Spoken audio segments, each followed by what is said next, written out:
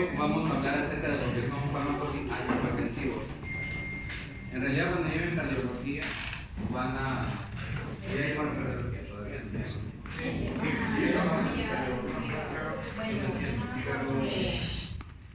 Bueno, en mi tiempo llevábamos cardiología en clínicas, ¿no? Se dividían básicas, clínicas.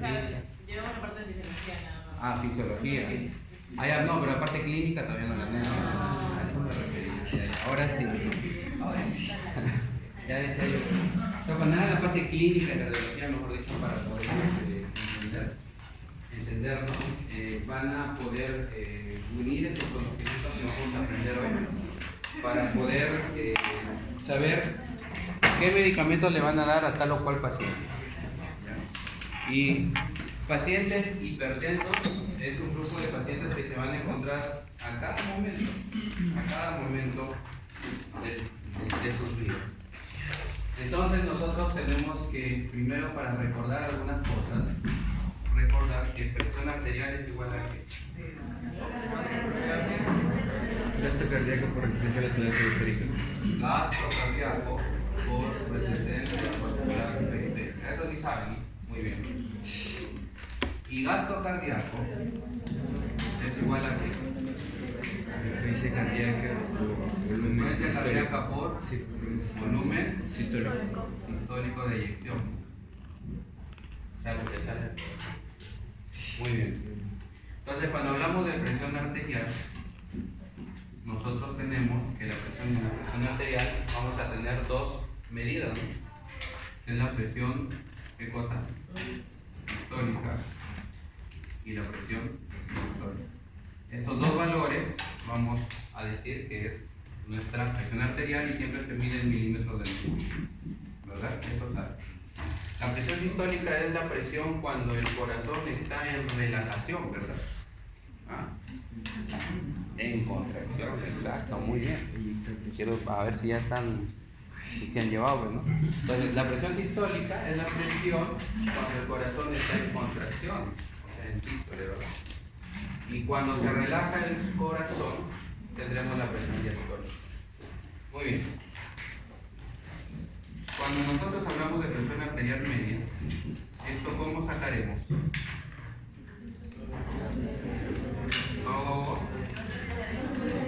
Dos veces bien. Presión, un poquito más, no, perdón. Presión arterial sistólica más dos veces la presión, ¿no? Diastólica. ¿Esto entre cuánto? Lo máximo. Entonces, ¿por qué hacemos todo esto? Porque ahora, pasando acá, con presión arterial tienen que ver algunos órganos del cuerpo. Yo no soy buen dibujante, me gustaría ser buen dibujante, pero no lo soy. O de repente algunos de ustedes sí. Pero como no soy buen dibujante, voy a intentar escribir mejor ya. No voy a dibujar. Muy bien. En primer lugar, tenemos a quién, que tiene que ver con la presión arterial. Vamos a escribir acá los órganos que tienen que ver con la presión arterial. ¿Ya? Uno de ellos, obviamente, es el corazón, ¿verdad? Pero dentro del corazón hay muchos lugares dentro del corazón que tienen que ver con la presión. Uno de ellos, ¿quiénes serán? ¿Ah?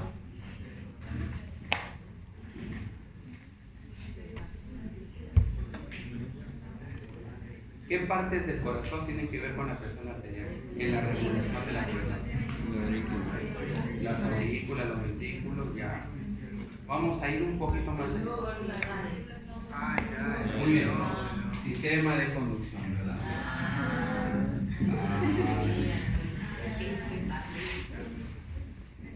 Muy bien, sistema de conducción. ¿Eso es correcto o no? Claro, el nodo sinusal, ¿verdad? Entonces, a nivel del corazón, bueno, vamos a avanzar un poco. Ahorita les digo lo que quiero. ¿Qué cosa más habrán acá? ¿Qué cosa más habrán acá? ¿Ah? Los miocitos, ¿no? O cardiocitos, o sea, las células cardíacas. Miocardiocitos. Miocardiocitos en este caso sería, ¿no? Muy bien. Miocardiocitos. Miocardiocitos. Muy bien. Entonces, estas partes del corazón, ¿no? Tanto el sistema de conducción como los miocardiocitos, aquí van a haber receptores de un tipo. ¿Qué receptores? ¿Ah? Beta 2, beta 1, alfa 1.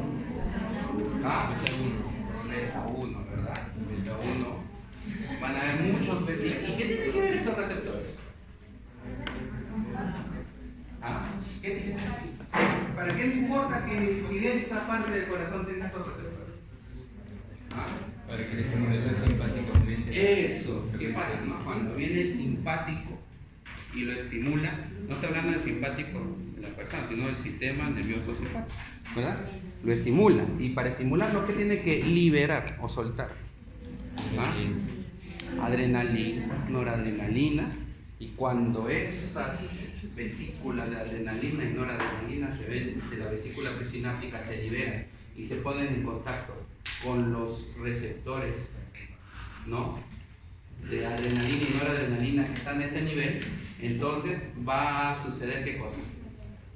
Que el sistema de conducción va a acelerarse. Y si se acelera el sistema de conducción, se acelera ¿qué cosa? Aumenta la frecuencia cardíaca. Y si acá se ven activadas las vesículas de adrenalina y noradrenalina con los receptores a nivel de los miocardiocitos, ¿qué es lo que va a aumentar? La contracción. A esto se le conoce como ¿qué? A esto se le conoce como ¿qué? Cronotropismo positivo. Y a eso se le conoce como ¿qué?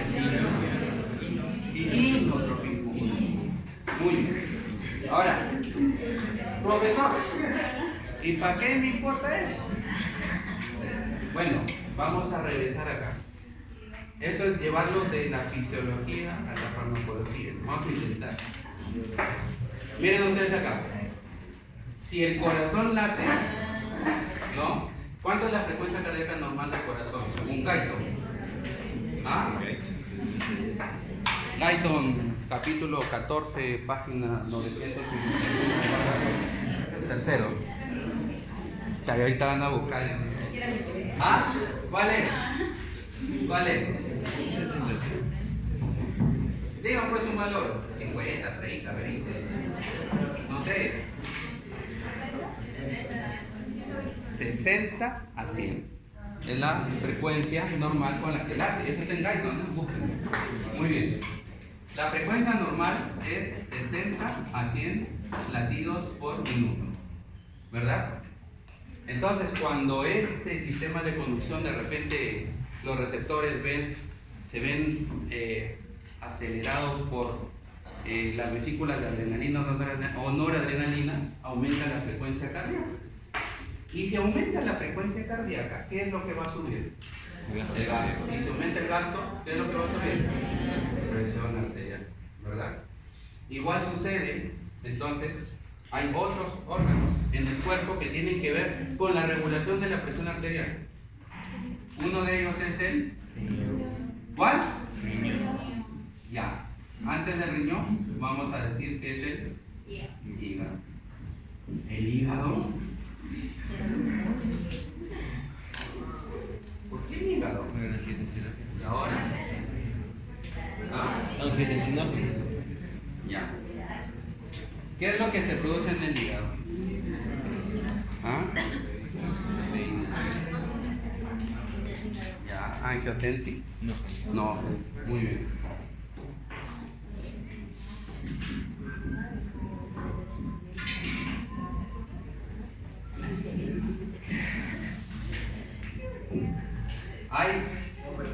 Hay acá este angiotensinógeno luego se va a convertir angiotensina 1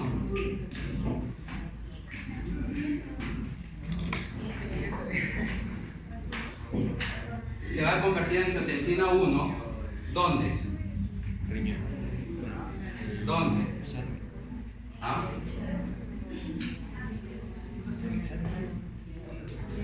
Y la renina se libera de la Ya, acá escuchen ustedes. Es muy bien. Y luego tenemos la angiotensina 2, ¿verdad? Angiotensina.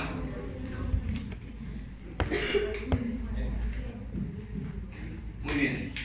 Acá hay dos órganos importantes.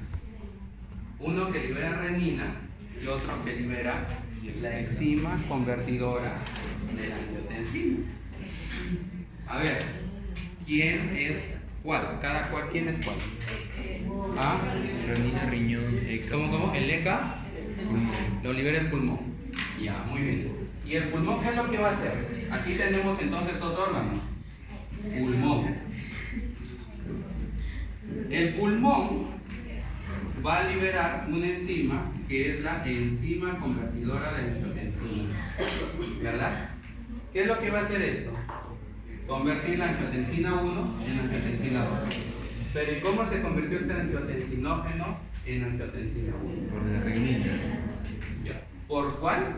La renina. Por la renina. Pero ¿y la renina? ¿Quién la libera?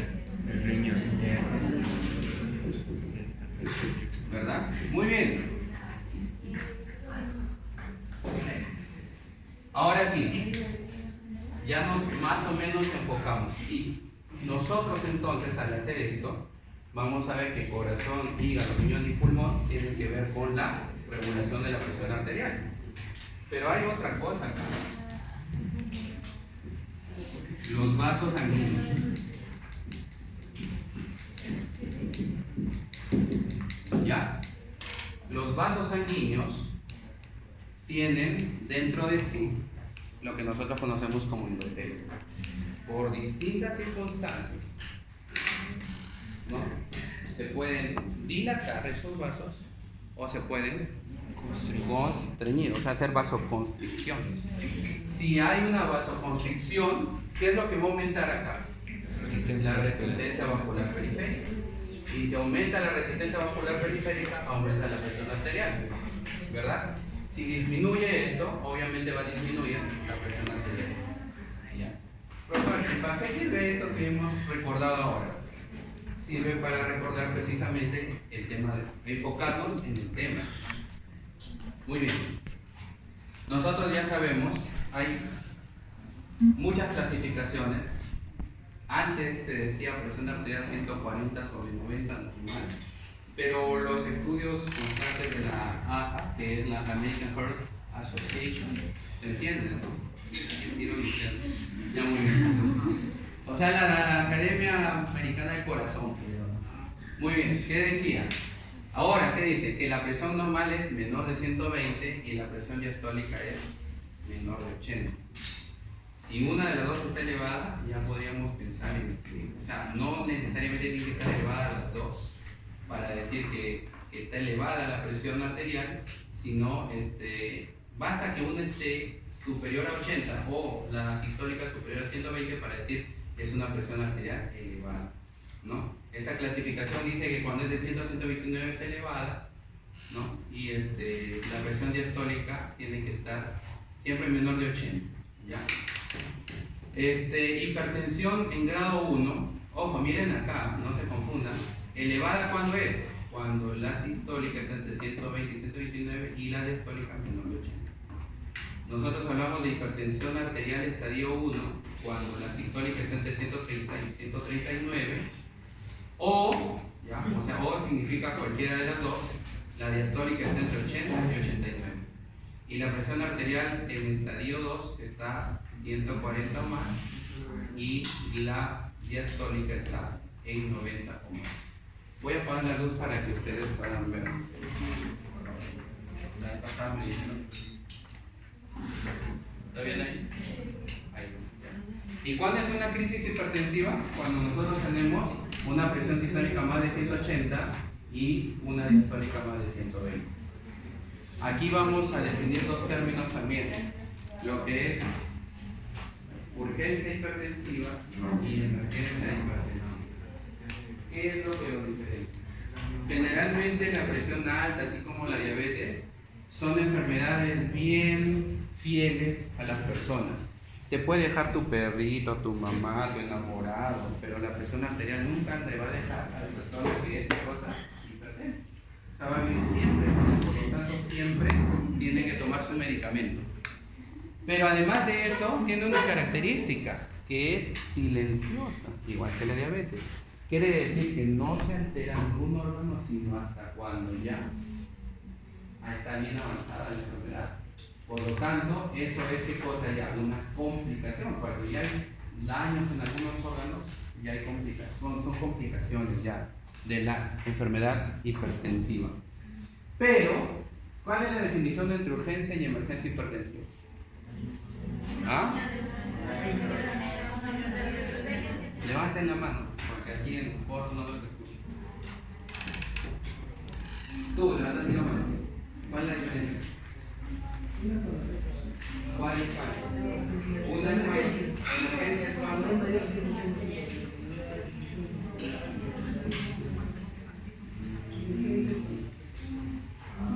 No. Urgencia y emergencia. Ya, sí, pero ¿cuál? A ver.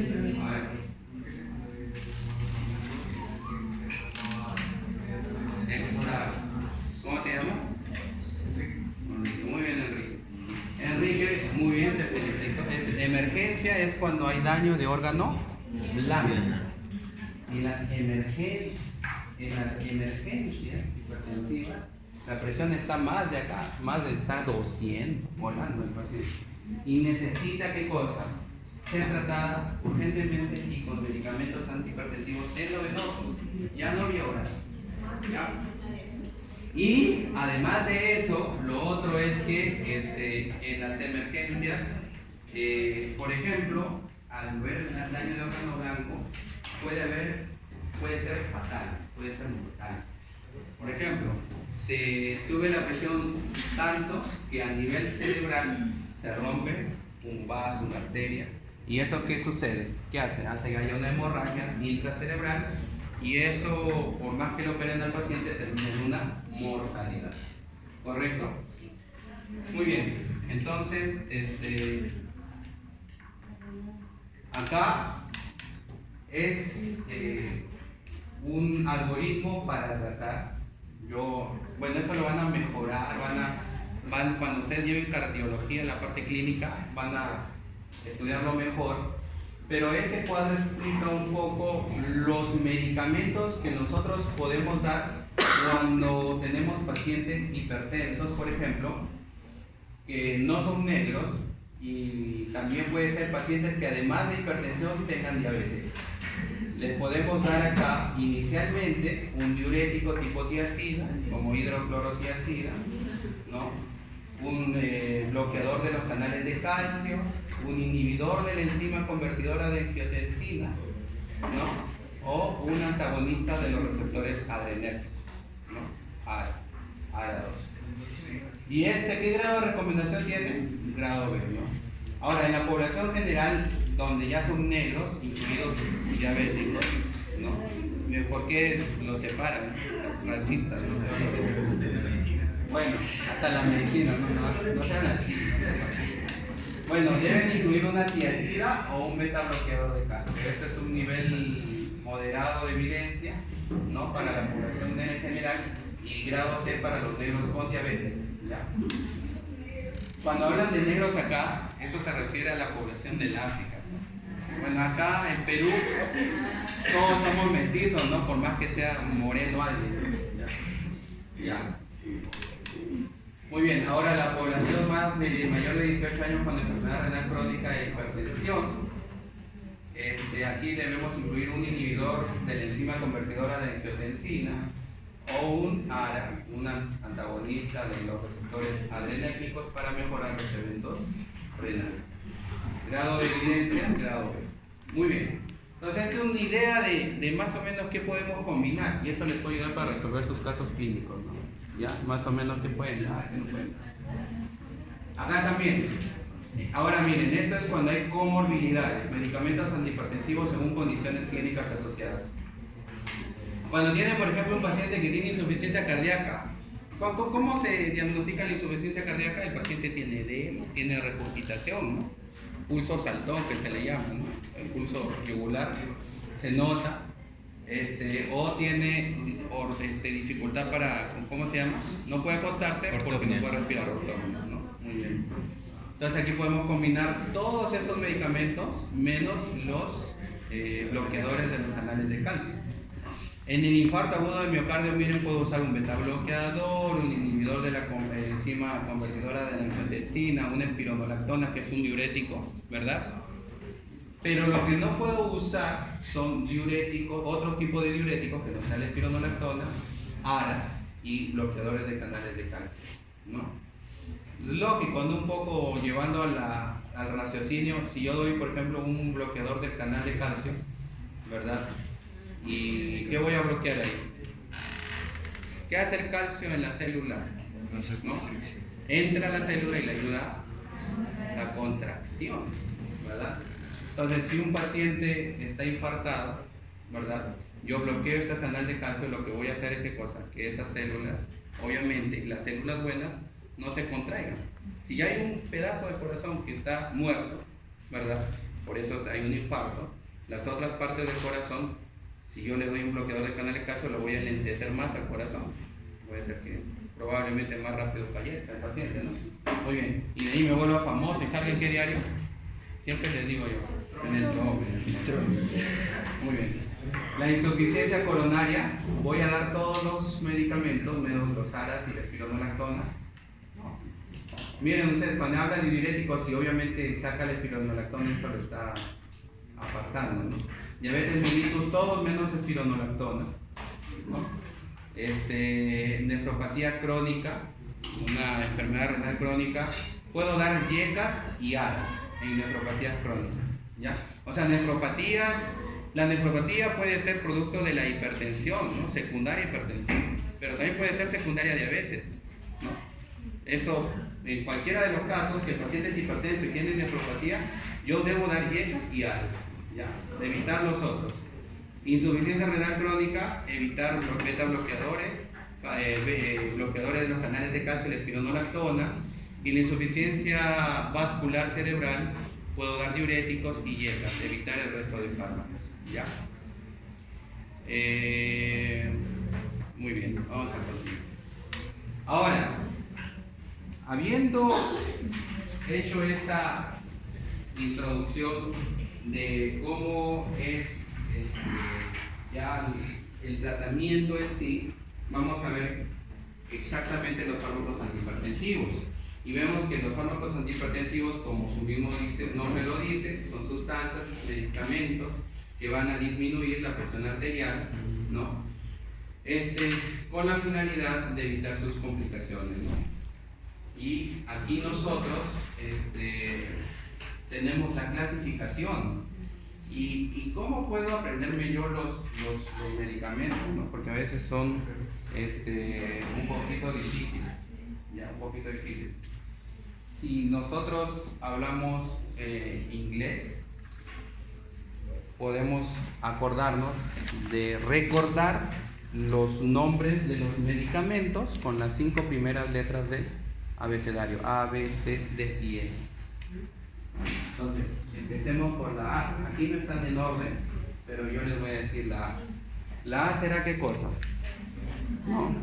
ACE, o sea, a ver, en inglés no, a ver, ¿cómo sería? ACE, inhibidor de la enzima convertidora de la angiotensina. ¿Cómo sería? ACE,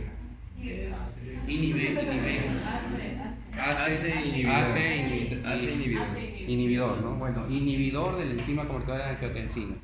Ya, ese es uno. Entonces, el otro son los ARA, ¿ya? Los ARA. B son los beta bloqueadores, ¿no? Eso sí es fácil. Los C son los bloqueadores de los canales de calcio. Los D son los diuréticos. Y los C son otros fármacos, ¿no? Y aquí van a estar incluidos los simpaticolíticos. Pero acá debemos hacer un alcance. Dentro de los simpaticolíticos vamos a tener a los bloqueadores o de los, a ver, ¿cómo sería? De los receptores alfa 1 adrenérgicos, sus antagonistas de los receptores alfa 1 adrenérgicos, que son simpaticolíticos, que podríamos incluirlos en la letra A, ¿ya? Esa es como una mnemotecnia. Traté de más o menos, no sé, de estudiarla para poder decirles, pero si ustedes tienen buena memoria, bueno, se la pueden aprender así como está acá, ¿no? ¿Cuáles son los fármacos antihipertensivos? Los diuréticos no los vamos a ver en esta clase en general porque ya los hemos estudiado, pero también tenemos fármacos betabloqueadores y generalmente todos los que son betabloqueadores ustedes van a ver que terminan en LOL, ¿ya? Propanolol, nadolol, timolol, atenolol, pindolol, metoprolol y acetobutolol, ¿ya? Muy bien. Los inhibidores de la enzima convertidora de la angiotensina generalmente son los que terminan en PRI, captopril, enalapril, etc. Los antagonistas de calcio, ¿no?, son los que van a terminar en INO, en INA o en SEM, que son nifedipino, nitrendipina, verapamil y diltiazem. Y los simpaticolíticos que también vamos a ver aquí. Entonces vamos a ver cada uno de ellos. Los beta bloqueadores, como ustedes pueden ver, obviamente el calcio se va a liberar a la célula muscular, a la neurona postsináptica, y lo que va a hacer es aumentar la contractibilidad de la célula muscular. Entonces lo que busca eso es, este beta bloqueador es bloquear, ¿no?, la acción del calcio, la liberación del calcio, para que obviamente no haya calcio y no haya una contractibilidad. Dentro de estos, a nivel de ¿dónde? De los miocardiocitos. Dentro de estos beta bloqueadores tenemos todas estas familias: propanolol, nadolol, timolol, atenolol, pindolol, metoprolol y acetobutolol. ¿Cuál es su farmacocinética del más usado? Que es el propanolol. Tiene una absorción oral amplia, ¿no? Un metabolismo hepático, se une en un 90% a proteínas plasmáticas y tiene una vida media de eliminación de 3 horas. Si nosotros hablamos de los efectos farmacológicos de los beta bloqueantes, al disminuir al no haber calcio, no va a haber contractibilidad, y al no haber contractibilidad, ¿qué es lo que va a disminuir? La frecuencia cardíaca, ¿verdad? Ustedes pueden ver acá en esto que hemos hecho. Al disminuir la frecuencia cardíaca, ¿qué es lo que va a disminuir? El gasto cardíaco. Y la sístole, ¿no?, se va a ver prolongada por ende. Disminuye el flujo sanguíneo coronario y el consumo de oxígeno, ¿no? El consumo de oxígeno es más, y no reduce el flujo sanguíneo al cerebro. Aunque el flujo de sangre acá necesita más oxígeno y disminuye este flujo, ¿verdad? A nivel cerebral no se va a ver alterado el flujo sanguíneo cuando usamos propanolol. Otros efectos farmacológicos son que inhibe la secreción de renina también. Como ustedes pueden ver acá a nivel renal, va a inhibir la secreción de renina y su principal acción es esta, ¿no?, por si acaso, del propanolol, disminuir la frecuencia cardíaca, porque no hay calcio, ¿ya? Pero tiene otra acción, que es la de inhibir la secreción de la renina. Al inhibirse, cuando hay una baja de presión, cuando el cuerpo detecta que ha bajado la presión, inmediatamente el riñón lo que hace es, ¿qué cosa? Producir renina, para convertir todo esto y poder producir una vasoconstricción. Esta angiotensina 2 al final va a actuar sobre 2 receptores en la célula. Uno es el receptor AT1, que produce vasoconstricción, ¿ya?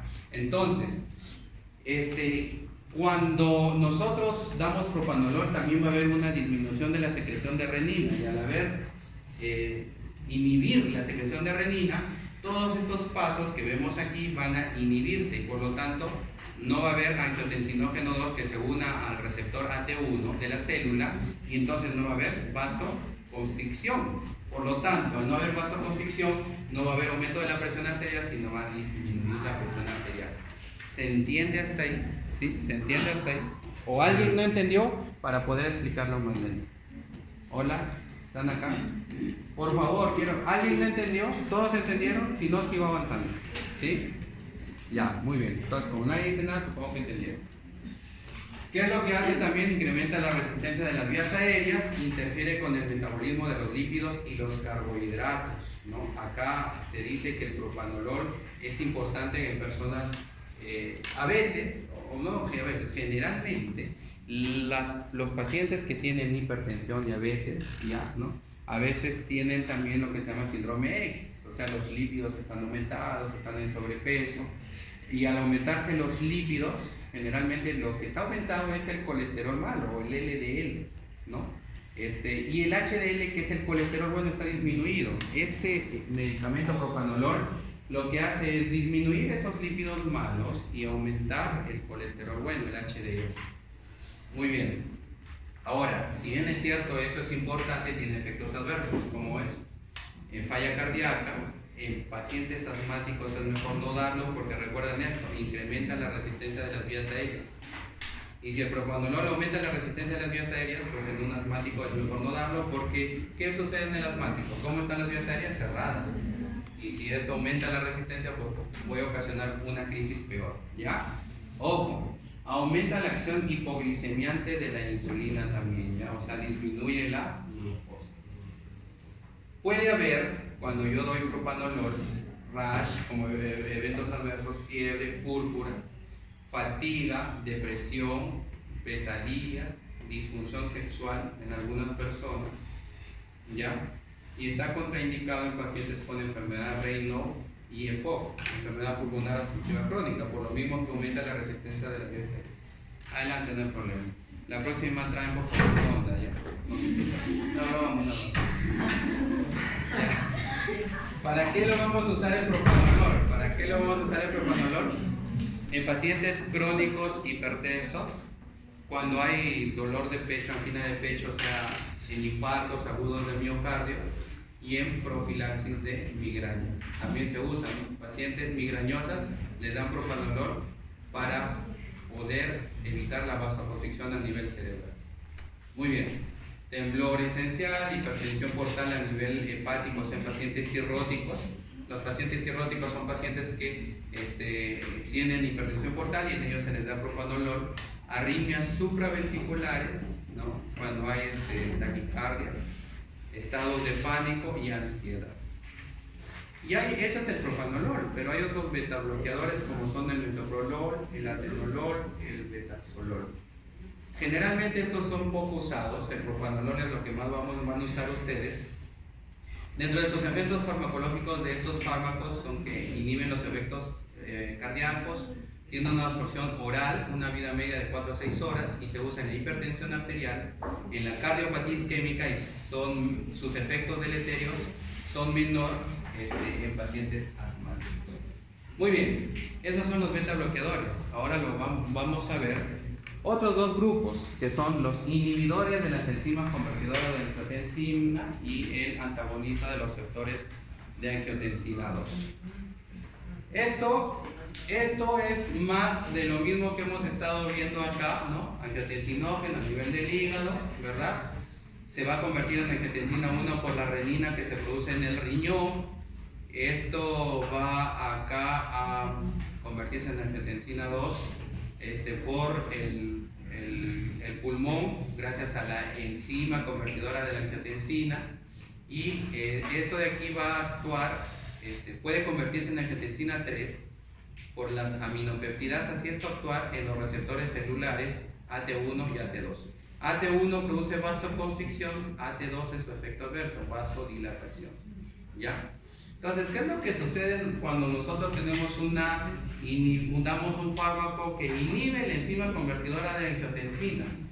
Pues va a anular el efecto no solo de las bradicininas y también de la enzima convertidora de angiotensina, haciendo que todos estos pasos no se den y por lo tanto no haya vasoconstricción y se normalice la presión arterial. Esto es más de lo mismo, ¿no?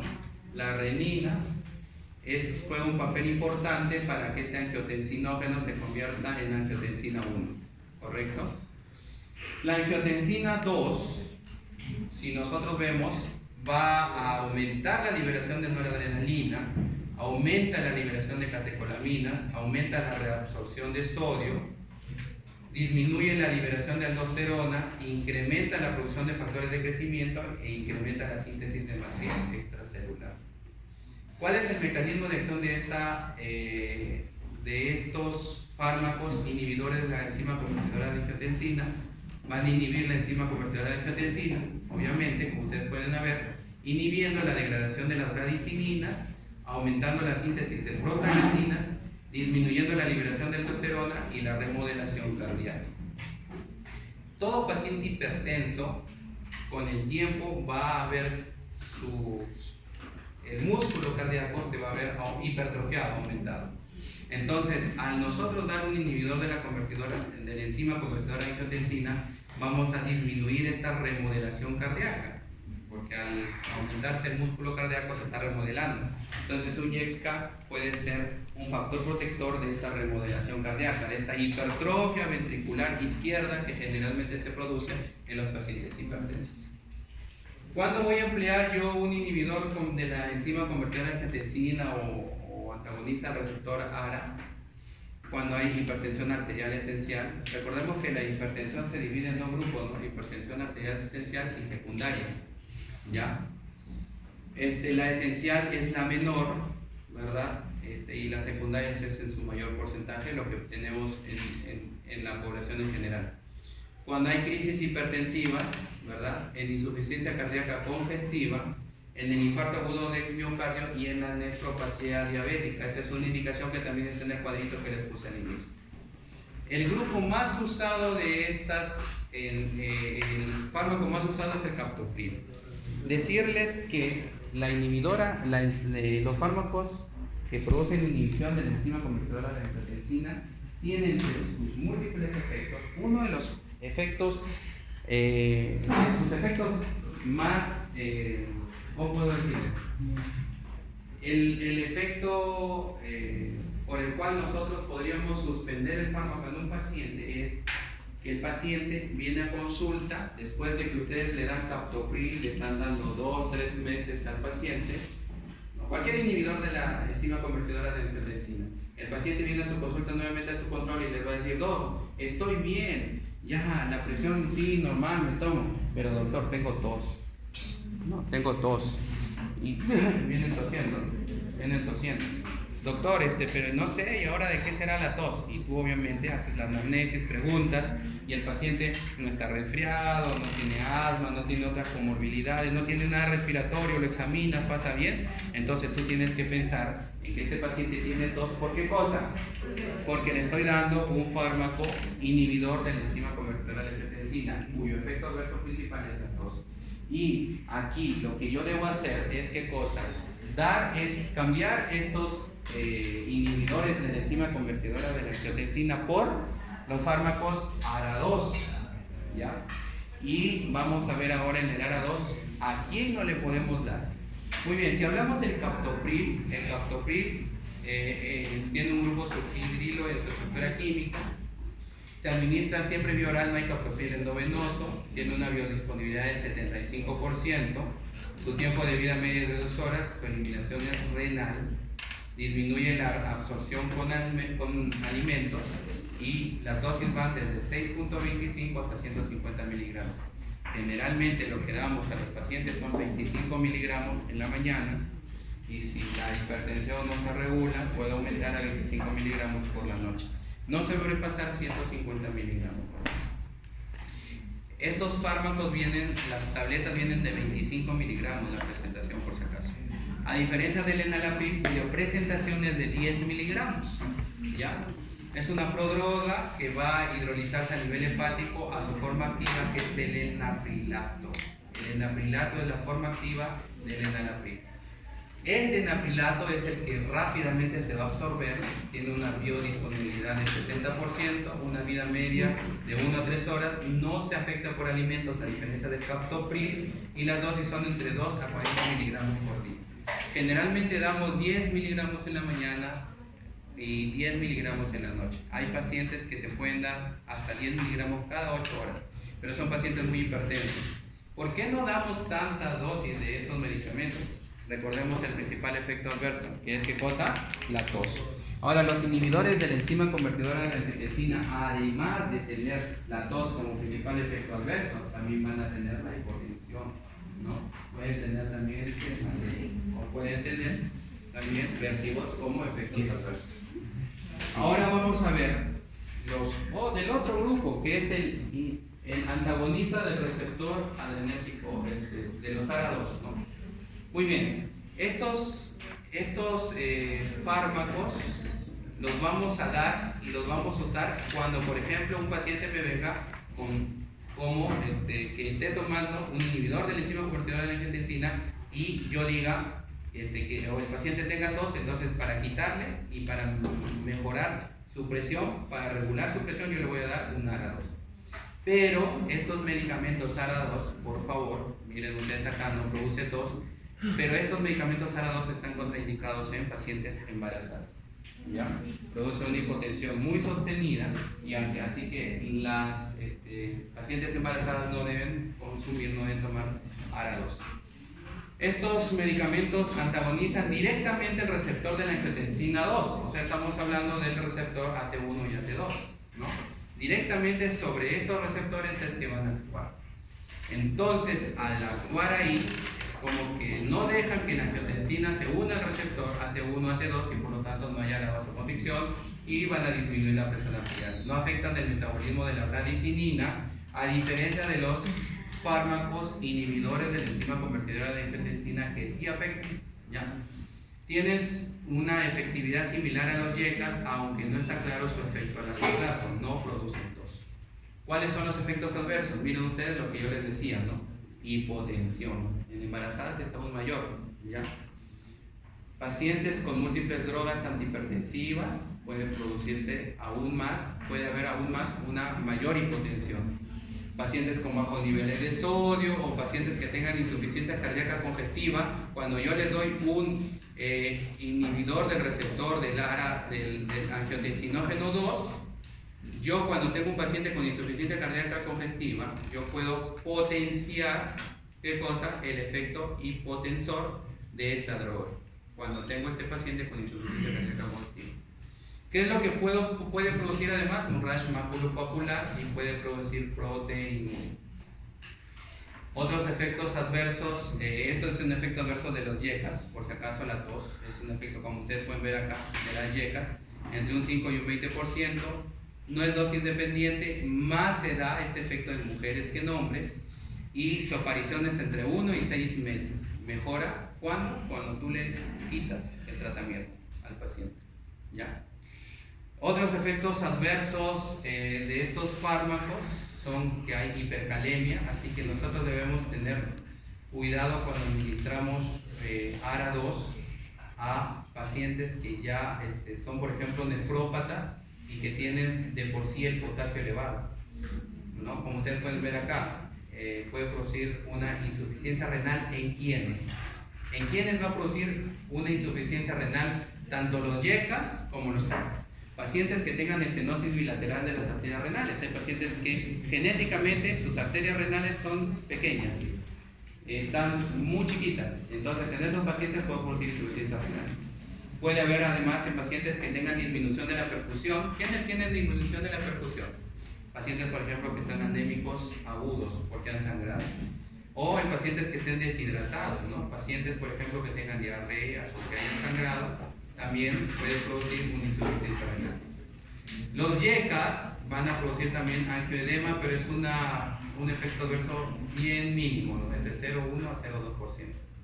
¿En dónde entonces no daré estos fármacos? En pacientes que tengan estenosis de las arterias renales bilaterales, pacientes que sean hipercalémicos, hablando de los ARA2 en pacientes que estén embarazadas, ¿ya? Y angioedema en pacientes, no dar YECAs en pacientes que tengan angioedema. O cualquier paciente que tenga hipersensibilidad a los componentes tanto de los YECAs como los ARA2. ¿Con quién interactúa estos medicamentos? Con antiácidos. Se dice que cuando se da con antiácidos puede disminuir la absorción. Con los AINES, con los diuréticos ahorradores de potasio, con la digoxina, con el litio y con el atropurino. Muy bien. Hay además otros fármacos que se conocen, bueno, los diuréticos ya los hemos visto. Entonces vamos a ver unos fármacos que son inhibidores de la renina específicamente.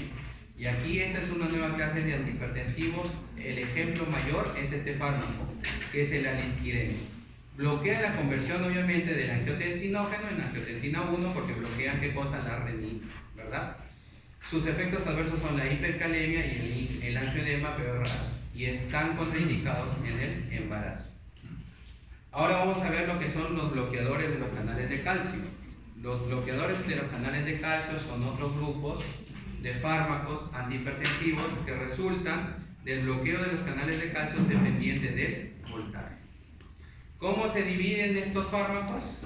En benzodiazepinas, a la cabeza está el verapamilo, en dihidropiridinas, aquí a la cabeza está el nifedipino, el amlodipino. Este fármaco no se usa en Perú, y radipina, lo que más se usa es nifedipino y amlodipino. ¿Ya? Nifedipino podemos usar en embarazadas, sí podemos usar. Y el otro grupo de la clasificación de los fármacos bloqueadores de canales de calcio son las difenilalquilaminas, que es el diltiazem. ¿Ya? Aquí nosotros vamos a ver que de estos fármacos que hemos clasificado, el verapamilo es poco selectivo para disminuir la presión, tiene una poca selectividad por el bloqueo de los canales de calcio. El diltiazem tiene una menos afinidad a nivel cardíaco y el nifedipino es muy afín a nivel periférico. Entonces, si bloquea los canales de calcio a nivel periférico el nifedipino, lo que vamos a tener que finalmente aquí va a darme una vasodilatación, disminuyendo la presión arterial de esta manera. Dentro de su farmacodinamia vamos a tener que estos fármacos tienen efectos cardiovasculares como la dilatación arteriolar y inotropismo negativo, ¿no? O sea, va a disminuir ¿qué cosa? La frecuencia cardíaca. Eso ya les había explicado por qué era, ¿no? Va a disminuir no la frecuencia, sino la contractibilidad, la contracción. Porque al haber menos calcio va a haber menos fuerza, se va a contraer menos, ¿ya? Va a haber depresión del automatismo sinusal y de la conducción AB, por lo tanto, también disminuye la frecuencia cardíaca, o sea, también disminuye el cronotropismo con estos medicamentos que son bloqueadores de canales de calcio, obviamente. Y va a haber una dilatación arterial, al haber dilatación de las arterias, va a haber disminución de la resistencia vascular periférica y va a haber una disminución de la presión arterial. Los vasos de resistencia son más sensibles que los de capacitantes. ¿Para qué se emplean estos fármacos bloqueadores de canales de calcio?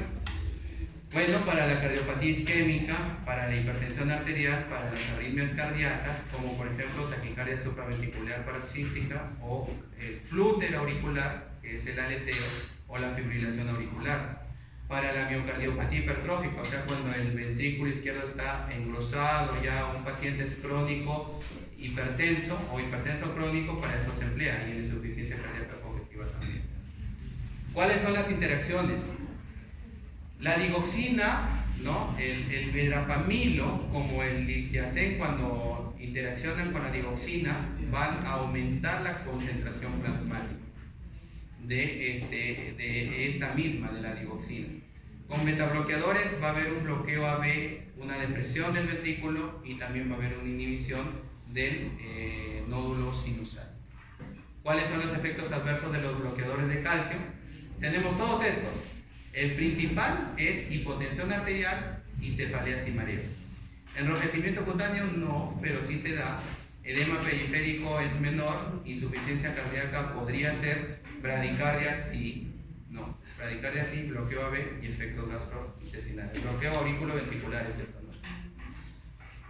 Y entonces, obviamente, si este medicamento, que es un bloqueador del canal de calcio, me produce un bloqueo auriculoventricular, yo no lo voy a dar en un paciente que tenga una bradicardia y cuyo tipo de bradicardia sea un bloqueo AB, ya sea de primer, de segundo o de tercer grado. En pacientes hipotensos tampoco debo dar, o en síndrome de Ward-Parkinson-White. Y con la nifedipina debo tener cuidado cuando hay estenosis aórtica y cuando hay cardiomiopatía hipertrófica. Ahora vamos a ver lo que son los simpaticolíticos, que es el último grupo de fármacos. Nosotros vamos a tener aquí simpaticolíticos de acción central, como por ejemplo la metildopa, que se usa en embarazadas también, la clonidina, el guanadret, que actúa a nivel de nervios periféricos simpáticos, y la reserpina, que disminuye la capacidad de almacenamiento vesicular de las catecolaminas, y la metizorina, cuya principal acción es inhibir la tirosina hidroxilasa. Y tenemos otros medicamentos que no son simpaticolíticos de acción central, sino que son, ¿qué cosa?, antagonistas de los receptores beta-adrenérgicos, a nivel cardíaco, por ejemplo, ¿no? Como ustedes pueden ver aquí, uno de ellos es el propanolol, ¿no?, el metoprolol, entre otros. Y tenemos otros simpaticolíticos que son las antagonistas de los receptores alfa-adrenérgicos. No se recomiendan como tratamiento único en pacientes hipertensos y se recomienda dar siempre con un diurético, con un bloqueador beta-adrenérgico. Dentro de estos fármacos nosotros tenemos a la prazosina, a la fentolamida y a la fenoxibenzamida. Otros simpaticolíticos mixtos van a potenciar la dilatación mediada por receptores beta-2 y atenúan la constricción por los alfa-1. Aquí, ¿quién tenemos dentro de este grupo? A la betalol y al carvedilol. Muy bien, cuando nosotros hablamos de la metildopa, este es un medicamento que produce un metabolito que a nivel central, ¿no?, es un fármaco de inhibición central, va a inhibir la vía eferente simpática y eventualmente a través de una activación de los receptores alfa-2.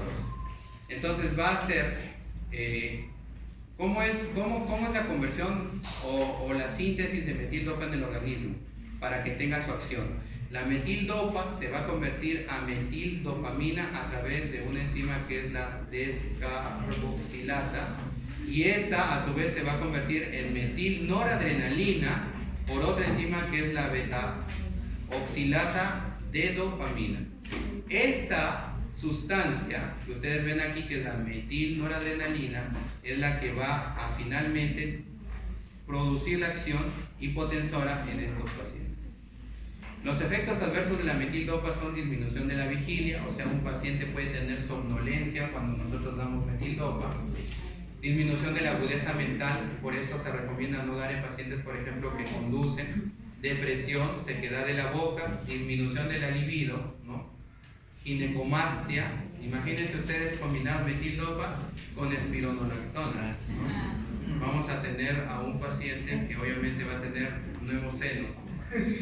Muy bien, por estimulación de ¿qué? De la prolactina. Y hepatotoxicidad, y también puede producir anemia hemolítica. Finalmente, la reserpina es un fármaco nuevo, ¿ya?, que altera las vesículas presinápticas simpáticas, perdiendo la capacidad de almacenar catecolaminas, siendo degradadas por la MAP. Muy bien, eso es todo los medicamentos que hemos podido ver. Ahora, en este grupo de fármacos antihipertensivos también están los fármacos diuréticos. No debemos olvidar eso. Los diuréticos incluyen también dentro de los fármacos antihipertensivos. Sin embargo, no lo hemos puesto ahora porque ya lo hemos estudiado la semana pasada. Muy bien, eso sería toda la teoría de ahora y ya los dejo para que puedan repasar su